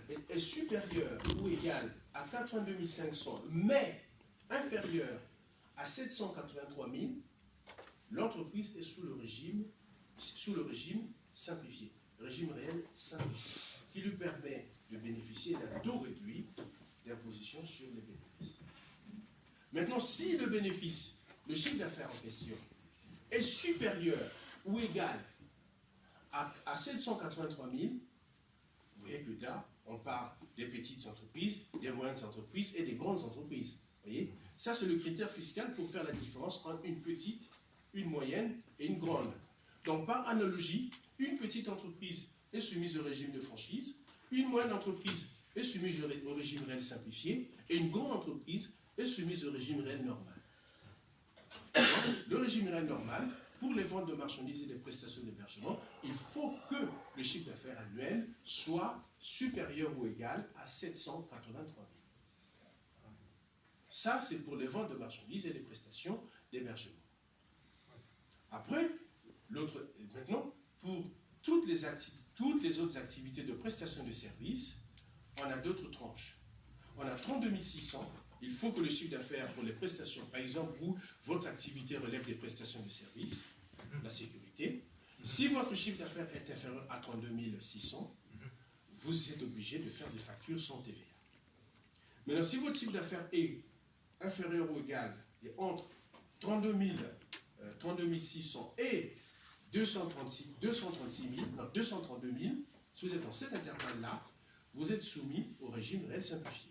Maintenant, si votre chiffre d'affaires est supérieur à 232 000, vous êtes soumis au régime réel normal. Mais à la création, on ne sait pas, on aura combien de chiffre d'affaires. Mais ça, c'est par rapport, parce que quand vous faites créer une entreprise, vous êtes obligé d'élaborer un business plan. Dans le business plan, vous êtes obligé d'avoir une estimation du chiffre d'affaires que vous allez faire. Parce que vous savez qu'au moment de la création d'entreprise, tantôt vous allez chercher des subventions, vous allez chercher des financements. Donc, dans votre business plan, vous avez un prévisionnel des dépenses que vous allez réaliser, des charges. Vous avez un prévisionnel des produits que vous comptez escompter. Vous avez un prévisionnel du résultat comptable, résultat fiscal. Au départ, si on prévoit moins de 32 000 euros de chiffre d'affaires la première année, on peut faire des factures sans TVA. Tout à fait. Tout à fait. Dès lors que vous êtes parti sur un chiffre d'affaires qui est inférieur à 32 600, vous faites des factures sans TVA. Après, vous pouvez opter. Le législateur vous laisse la possibilité d'opter aussi pour la TVA, donc au régime de franchise, au régime réel. Mais c'est vrai que quand on crée une entreprise, j'ai toujours conseillé, bon, c'est vrai que je fais souvent, à mes heures perdues, je fais un peu de l'accompagnement de la création d'entreprise, donc je conseille souvent d'opter tout de suite sur le régime réel simplifié. Pourquoi? Parce que au moment de la création d'entreprise, on dépense beaucoup. Et donc, surtout si c'est une entreprise, une activité vous avez fait une activité qui a nécessité un investissement. Dès lors que ça n'a pas nécessité d'investissement, restez en régime de franchise. Mais dès lors que ça nécessite un investissement, il faut passer au régime réel simplifié, au régime réel pour faire simple. Pourquoi? Parce que ces investissements peuvent vous apporter ce qu'on appelle un crédit de TVA. Pourquoi? Parce que vous avez dépensé, vous avez fait des travaux, créé des cloisons, vous avez pris des artisans, vous avez payé de la TVA. Et donc, pendant ce temps, vous n'avez pas de vente. Donc, vous allez quand même déclarer la TVA que vous avez payée à l'administration, que vous avez payée auprès de vos fournisseurs. Puisque vous n'avez pas collecté de TVA, vous créez une situation, ce qu'on appelle de déficit fiscal, donc de crédit d'impôt. Et donc, c'est l'administration qui pourra chaque trimestre vous rembourser. Voilà aussi la logique qui est derrière. Une question à côté. Oui. Quel est le taux d'imposition de la holding? Non, la holding, on va regarder si le chiffre d'affaires de la holding est supérieur à 700. Enfin, la holding, elle est déjà au régime réel. Donc, automatiquement, le chiffre d'affaires sera supérieur à 783 000. Oui. Et donc, si le chiffre d'affaires est supérieur à 783 000, taux normal, 33,33. Si le chiffre d'affaires de la holding, on peut avoir une moyenne holding. Oui. Si le chiffre d'affaires est compris entre 82 500 et 783 000, elle sera soumise au taux réduit. Bientôt. Pareil. J'ai entendu dire que c'était avantageux à 5%. Non, les avantages en fait viennent parce que sur le régime de déduction, de charges, de telle ou telle filiale, ça permet, l'idée de la holding, c'est celle de l'optimisation. Là, on est vraiment, on commence à gravir l'Everest de l'optimisation. Parce que on va intégrer dans les charges, on peut prendre aussi les charges des filiales, on peut aussi, enfin il y a plusieurs, il y a toute une mécanique. Et le départ, la création, tout ça, ça ne sert à rien du tout. Pareil. Donc, oui. Moi j'ai une question de démonstration. Nous avons des subventions au État français. Oui. Nous avons des subventions. Est-ce qu'il y a une possibilité que pendant la grève, on a laissé beaucoup de gens dormir dans les hôtels? Oui. Donc c'est nous qui payons. Oui. Et pendant le truc du coronavirus, maintenant, dans 60 gens qui travaillent pour nous, on les a dit de rester à la maison pour 10 semaines. Et on va les payer aussi. Oui. Est-ce qu'on fait une année? Déjà, vous allez les payer. Oui. Donc la paye, c'est une charge déductible. Donc ce n'est pas à fond perdu. Vous allez récupérer ça. Okay. Vous allez déduire ça. Parce qu'il ne faut pas penser que quand l'entreprise paye, bien sûr, oui, c'est une charge, mais l'entreprise récupère la paye sur le bénéfice qu'elle réalise, sur les ventes. Donc, les payes qui sont payées, quand on va déterminer, parce que vous vous souvenez de cette formule, quand on dit bénéfice comptable, produit moins charge, mais dans les charges ici, les charges d'exploitation, dans les charges d'exploitation, les salaires, donc l'entreprise récupère ça, c'est pas à fond perdu. Il y a ça. Maintenant, si l'entreprise a reçu des investissements, alors investissement d'exploitation, investissement ou subvention d'exploitation ou subvention d'investissement. Il y a deux types de subventions. Ça sera ici. Ça va rentrer parce que c'est un produit, ça devient ce qu'on appelle un produit exceptionnel.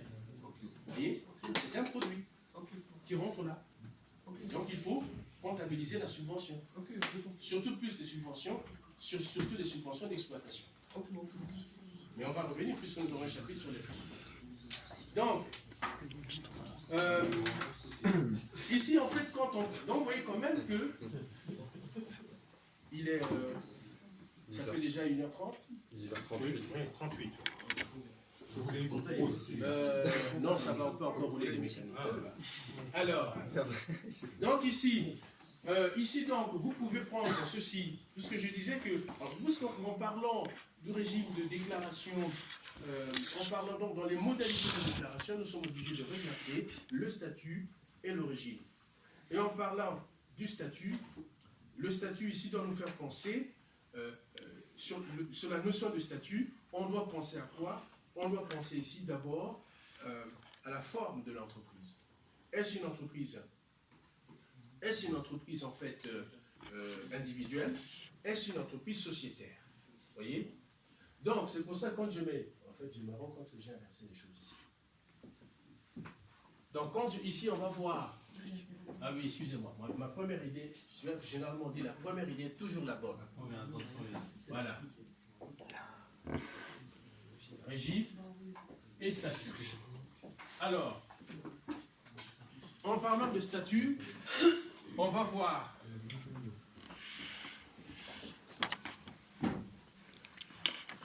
ici, on va voir dans le statut, on a ici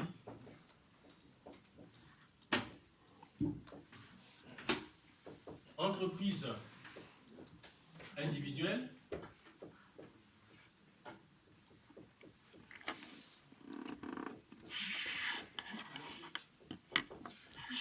Et ici, on va voir l'entreprise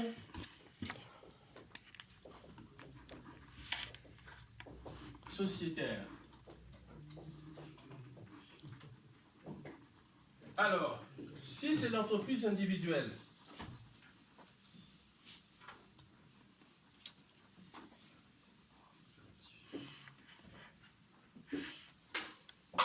c'est l'entreprise individuelle. Dans le cas de l'entreprise individuelle, on peut avoir ici, on peut avoir affaire à une entreprise en fait qui est soumise au régime de BIC, d'accord? Le régime de BIC, bénéfice industriel et commercial. En fait, on part du principe que l'entreprise individuelle effectivement est soumise au régime d'impôt sur les revenus des personnes physiques. Et c'est l'entreprise individuelle ayant une activité commerciale, artisanale, industrielle, le bénéfice réalisé est considéré comme un BIC. Quand l'activité est commerciale, quand l'activité industrielle, quand l'activité artisanale, le bénéfice réalisé, c'est un BIC. Bénéfice industriel et commercial. Vous voyez? On peut avoir ici un BIC ou on peut avoir un BNC. BNC, dans le cas de l'entreprise individuelle, si l'activité est civile, la location d'appartements non meublés, la location des terres agricoles, les revenus tirés aussi, je prends le cas d'un agriculteur, les bénéfices agricoles. Voyez?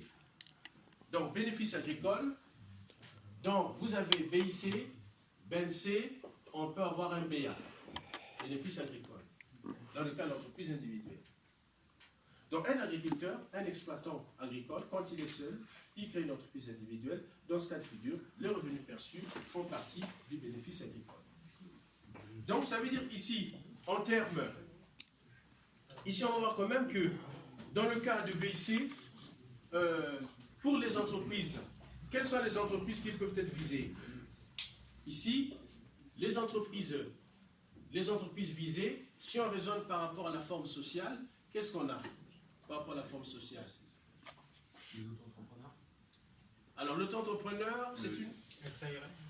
Non, l'auto-entrepreneur, en fait, ici, disons que dans le cas d'auto-entrepreneur, bon, c'est la forme hybride, on peut accepter, mais c'est plus l'entreprise individuelle simple.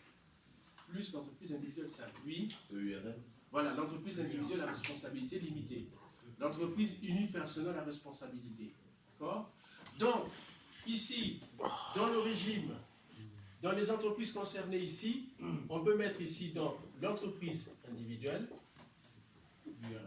l'entreprise individuelle à responsabilité limitée, tout à fait, l'entreprise unipersonnelle à responsabilité limitée, la SASU, la SASU, voilà, voilà, voilà. Voilà déjà.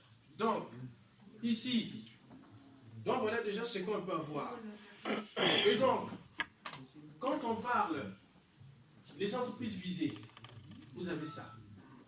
Maintenant, est-ce que ces entreprises, on peut se poser la question de savoir, est-ce que ces entreprises ici ont une personnalité fiscale?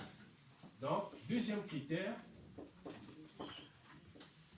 Décidément,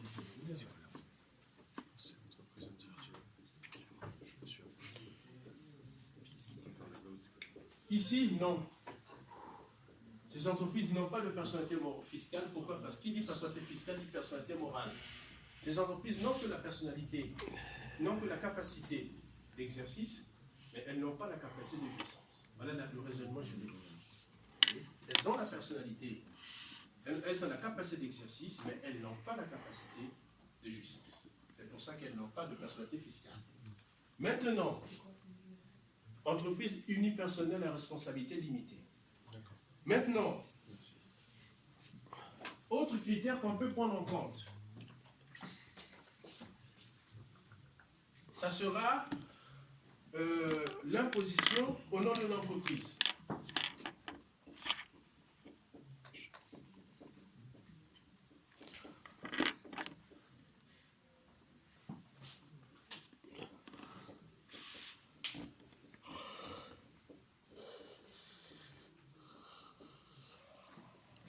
L'imposition dans l'entreprise, la réponse est évidente.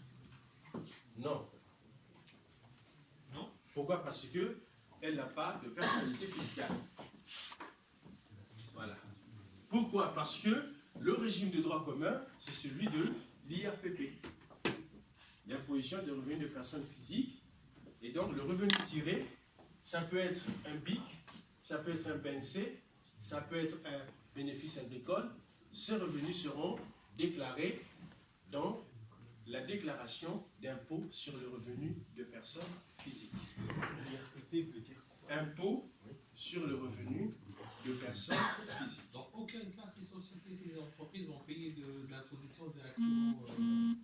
Elles peuvent, ces trois-là, peuvent opter à l'IS. C'est une option.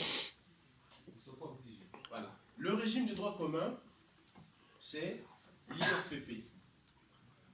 Vous voyez? Donc elles peuvent opter. Donc, ici, quand je dis entreprise visée, je fais référence à la forme sociale. D'accord? Je fais référence à la forme sociale, à la forme juridique, là, ici. Je parle de la forme juridique. Voilà. Alors, parce que dans le régime BIC, régime BNC, régime BA, voilà, on a,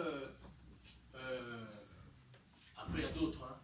Il y a aussi régime RF, revenu foncier, vous voyez. Et d'ailleurs, Monsieur? Oui. Dans la case personnalité fiscale. Oui. Mais à côté, non. Non. On peut mettre en bas RPP ou... Oui. Ah, si, bien sûr. Oui. Mais personnalité fiscale, donc, imposition, personnalité fiscale, non, car IRPP. Okay. Vous voyez? Car IRPP. Parce que, non, pourquoi? Parce qu'elle est soumise à l'IRPP. Voilà, c'est ça en fait. Vous mettez en parenthèse IRPP. Voilà.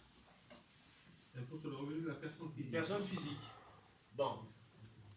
Maintenant, autre chose qu'on peut avoir à l'esprit. Ça, c'est donc pour l'entreprise individuelle. Maintenant, regardons le cas de l'entreprise sociétaire. Qu'est-ce qu'on peut avoir comme régime? C'est le régime de l'IS. D'accord? Et quelles sont les entreprises concernées ici? Les entreprises concernées. Voilà. Donc là, et d'ailleurs, on peut même là aussi quand même rendre à César ce qui est à César. N'oubliez pas, j'ai failli oublier les SARL. C'est comme vous avez cité, vous voyez, les SARL. Pourquoi? Parce que le régime de droit commun de la SARL, c'est l'IRPP. Maintenant, on a pris l'habitude de dire que c'est l'IS, on a inversé, c'est l'exception qui est devenue la règle. Les SARL individuels, c'est l'URL. La SARL ne peut pas être individuelle. Même s'il y a... Ah oui, il faut au minimum 2 personnes. Déjà, dès lors qu'on dit SARL, société, il faut au minimum 2 personnes. Tout à fait. C'est le régime de droit commun. Maintenant, aujourd'hui, dans la pratique, on a pris l'habitude, comme on dit, bon, c'est une société, et que ce qui était une exception, c'est-à-dire l'imposition à l'IS, est devenu la règle. Même certains agents des impôts qui n'ont pas de bonne culture juridique, tout de suite foncent la tête baissée, disant que voilà, c'est l'IS. Voilà. Mais un comptable averti vous dira, oui, votre régime c'est l'IRPP, mais je vous conseille, comme c'est une SARL, tout de suite d'opter à l'IS. Voilà.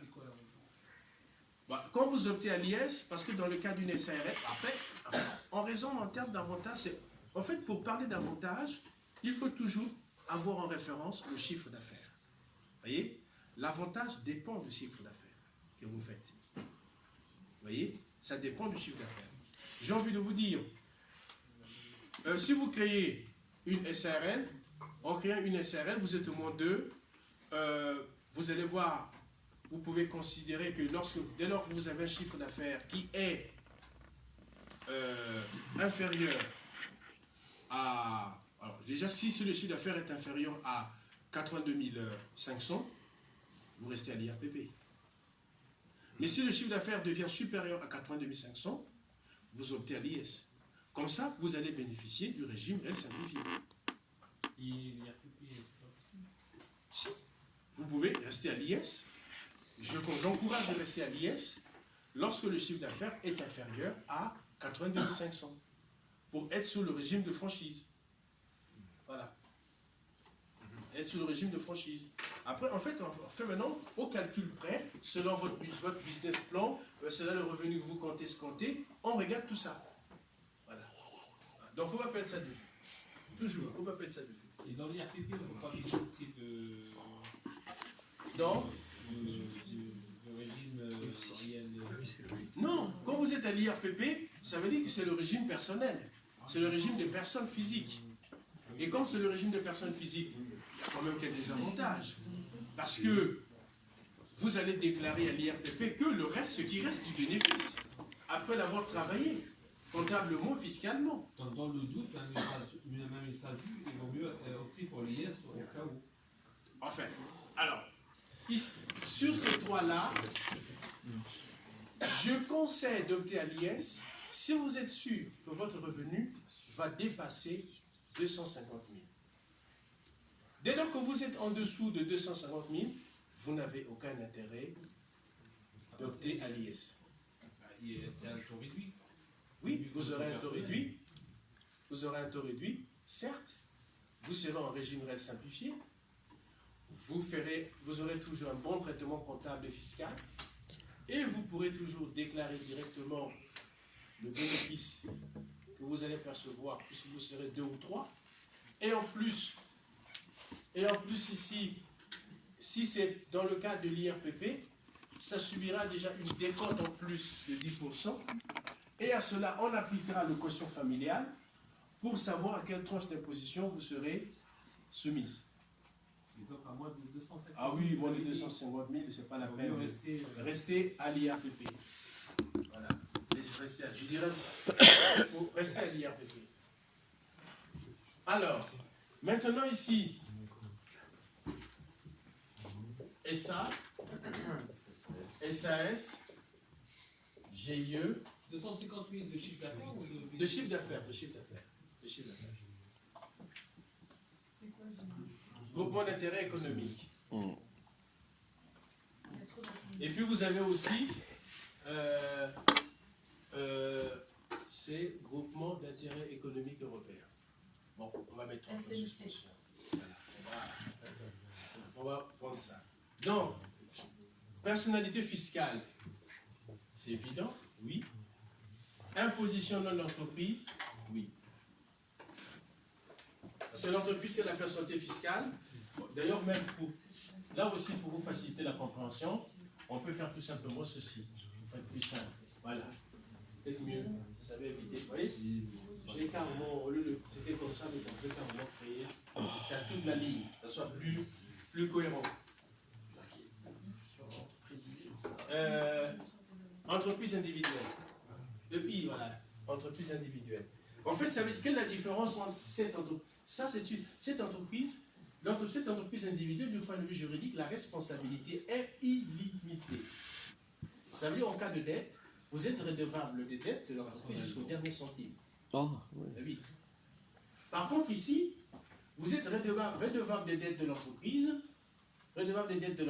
seulement à hauteur du capital social. Les dettes de l'entreprise seront payées sur la base sur le capital social. Sauf si vous avez commis une faute de gestion. pardonnez-moi d'être un peu macabre. Non, non, non. Non, c'est pas macabre, parce que là...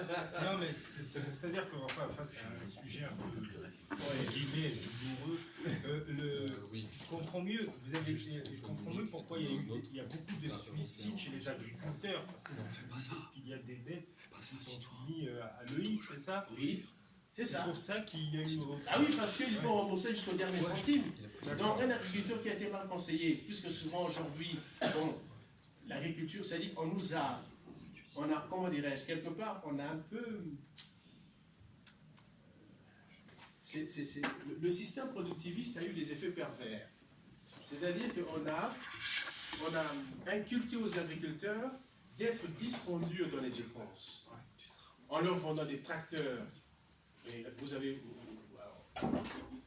Faites sur moi un jour, vous voyez un agriculteur, si dans vos... Là, ici, un agriculteur, essayez de visiter, demandez de vous présenter son tracteur. Demandez de vous présenter son tracteur. Ou même si c'est un céréalier, et qu'il vous présente un peu sa moissonneuse batteuse. Vous allez être impressionné. Vous aurez l'impression d'être dans un hélicoptère. Est-ce que franchement, pour faire une production agricole, on a besoin de ça? Je crois que non. Vous voyez? Donc regardez le tracteur, c'est-à-dire en fait, on a poussé à l'extrême les agriculteurs à l'endettement en fait. Parce que c'est des engins qui coûtent très cher. Plus on avance, plus c'est sophistiqué, plus il y a... Après on dit oui, il faut qu'il ait le confort, quand il travaille. Vous imaginez, quand vous êtes dans la moissonneuse batteuse, les derniers cris, vous avez l'impression d'être dans la cockpit d'un avion. C'est un confort inouï. Donc, on n'a pas besoin de ça pour récolter le blé, récolter le colza. On a un peu poussé, et c'est les dérives du système productiviste. Donc, les pauvres, qu'est-ce qu'ils font? Certains sont dans la mesure, mais n'ont pas d'autres, n'ont pas le choix, sont obligés, surtout d'avoir toujours des engins, toujours plus puissants, toujours plus chers, et ça les endette. Et au final, quand ils font des récoltes, pourvu qu'il y ait par exemple une tempête avant la récolte du blé, il aura perdu. Il n'aura pas assez de revenus. Vous voyez? Parce qu'il n'aura pas récolté les quantités escomptées. Pourvu qu'il y a eu de la pluie 2 ou 3 semaines avant, et qu'il n'y a pas de soleil, la récolte sera frappée par la moisissure. Perte de récolte. Et puis à côté de ça, bon, c'est bien le marché commun.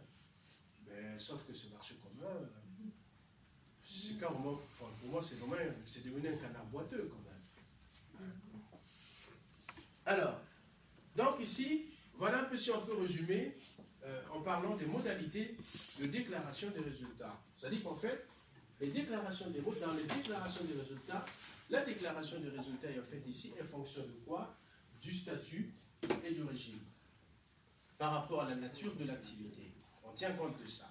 Alors, après, par la suite, après ce tableau, vous pouvez noter à la ligne que, en fonction de la nature de l'activité,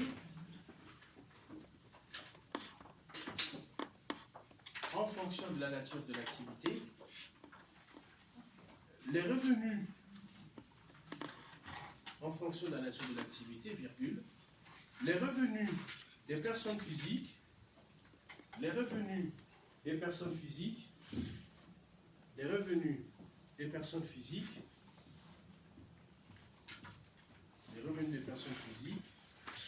sont imposés dans l'une des catégories suivantes.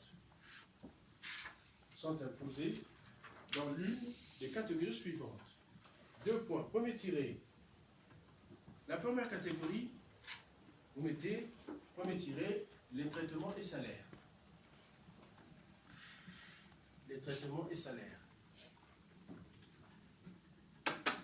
Traitement quand on est fonctionnaire ou assimilé, salaire quand on est salarié. Deuxième catégorie de revenus, les rémunérations de certains dirigeants. Les rémunérations de certains dirigeants.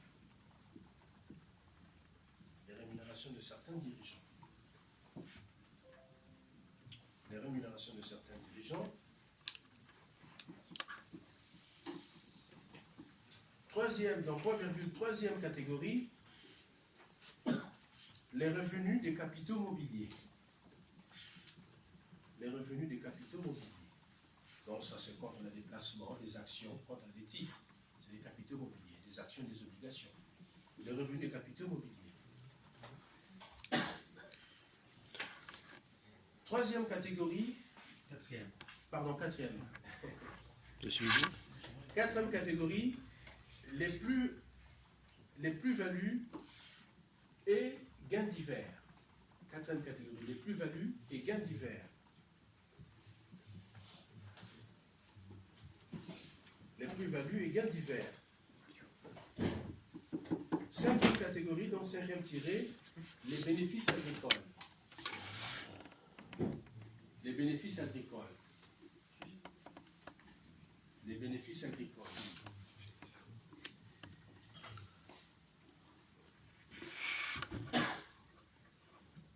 Sixième catégorie, les bénéfices industriels et commerciaux.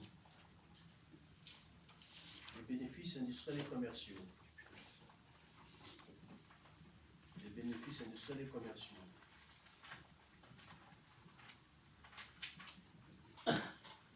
Septième catégorie, les bénéfices non commerciaux.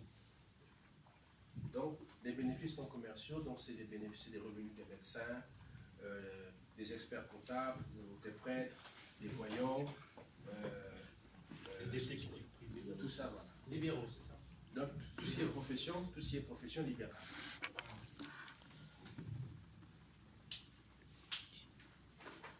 Et enfin, huitième catégorie, les revenus fonciers. Les revenus comment vous dites? Le revenu foncier. Foncier. Il y a Dans le cas de la sécurité privée, où est-ce qu'on peut se passer? la sécurité privée, c'est les bénéfices industriels et commerciaux. Foncier. La sécurité, parce que c'est une activité de prestation de services. Et donc, comme c'est des prestations de services régies par le code de e-commerce, donc ça fait partie des bénéfices industriels et commerciaux, dans le PIC.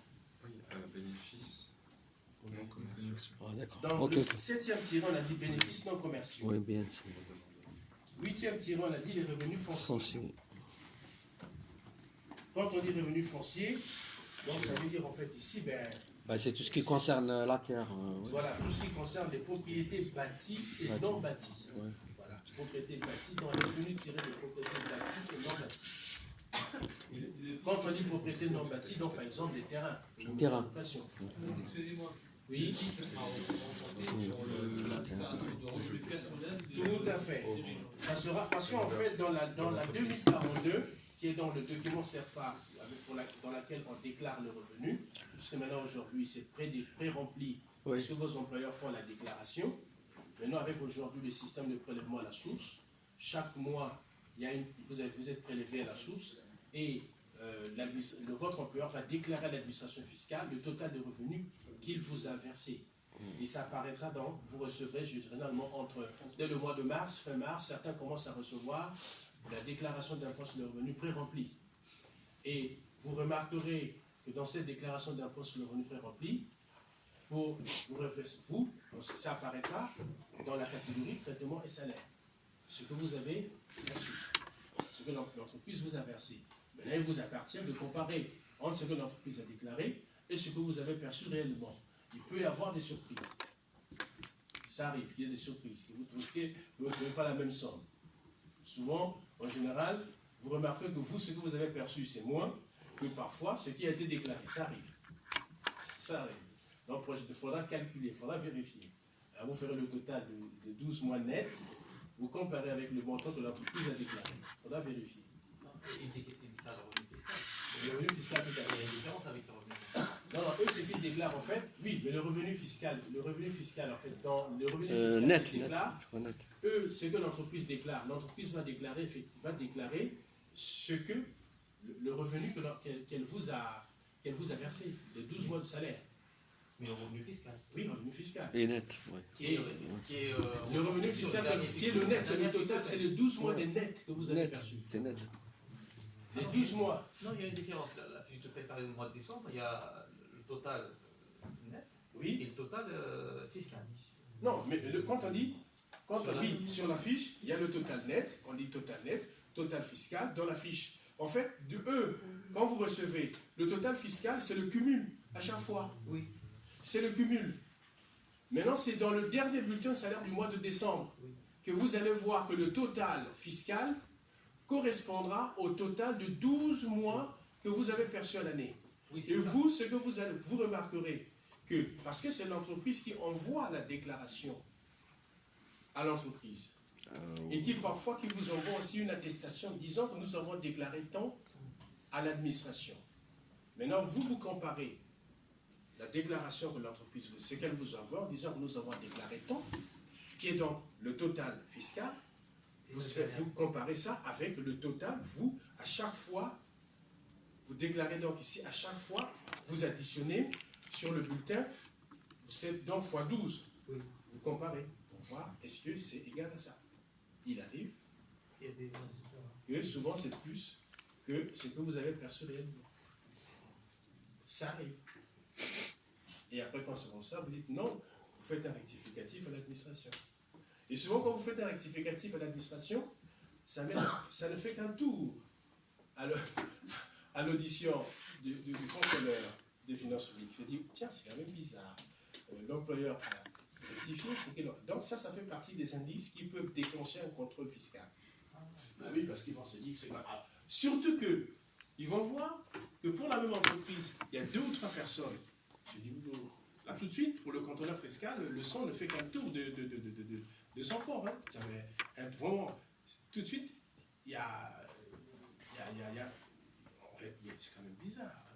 Comme c'est que pour la même entreprise, c'est quand même, au lieu que ça soit une, c'est au moins 3. Donc, ça veut dire que déjà, l'entreprise, on commence à prendre des loupes là, pour essayer de bien comprendre pourquoi. Et donc, ça fait partie des indices qui peuvent être à l'origine d'un déclenchement du contrôle fiscal. Et, alors vous savez que quand l'administration fiscale commence à se poser des questions, maintenant, il y a maintenant des passerelles entre l'administration fiscale et l'administration sociale. Ben dis donc, nous, on a un peu de doute là sur les déclarations réalisées par l'entreprise Intel sur les revenus. Est-ce que vous pouvez regarder un peu sur les déclarations sociales si ça correspond? Vous voyez? Donc le contrôleur des impôts peut manifester son... Et d'ailleurs, maintenant aujourd'hui, comme on est en train de monter en niveau le contrôle, la fraude sociale, on veut mettre la fraude sociale au même niveau que la fraude fiscale. Donc, depuis que le ministre, depuis, je crois, 2009-2010, les comptes publics, c'est un seul ministère maintenant. Avant, les comptes de la sécurité sociale étaient gérés par... c'était à part avec le ministère de la sécurité sociale, mais depuis que c'est maintenant géré par le ministre des comptes publics, donc il y a beaucoup de passerelles. Tout ça, c'est pour... En fait, on lance des investigations pour savoir réellement. Et parfois, ça peut arriver qu'il y ait beaucoup de potons. Ils disent, André, cette entreprise, c'est une habituée. Une habituée, effectivement, de s'en faire. Donc, et vous êtes sûr que, dès lors que l'une des administrations passe, vous pouvez être sûr qu'en moins de 3 semaines, vous verrez l'autre administration tout ici à la porte. Si c'est l'URSSAF qui démarre, vous pouvez être sûr que 3 semaines, ça sera de trop. L'administration fiscale va s'annoncer. Si l'administration fiscale démarre, vous pouvez être sûr que dans les 3-4 semaines qui suivent, c'est l'administration de l'URSSAF qui va s'annoncer. On dit, aussi, on s'interroge, on a constaté que... Donc, ça peut être un facteur déclenchant du contrôle. Parce qu'on ne peut pas, là aussi, on ne peut jamais présumer de la bonne foi des entreprises. On ne peut jamais présumer. Sinon, le contrôle n'existerait plus. Donc, il faut contrôler. Alors, pour la détermination ici du résultat, vous notez que à la ligne, la détermination du résultat varie. Quand je dis résultat, ça veut dire bénéfice. Hein. La détermination du résultat varie selon qu'il s'agit de l'entreprise individuelle ou de l'entreprise sociétaire. La détermination du résultat varie selon qu'il s'agit de l'entreprise individuelle ou de l'entreprise sociétaire. Voilà. Donc, il est 11h passé, oui. Pouvez-vous répéter? La détermination du résultat varie. La détermination du résultat varie selon qu'il s'agit de l'entreprise individuelle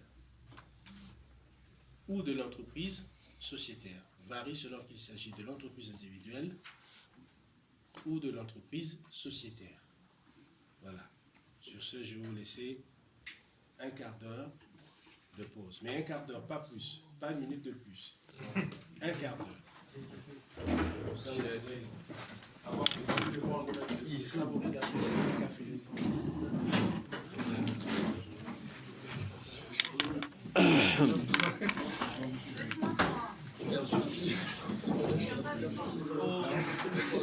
Je sais pas si c'est moi qui regardais, tu sais, comme les requins là. Les gros poissons. Oh, ça fait bizarre de marcher. Calme, je te calme.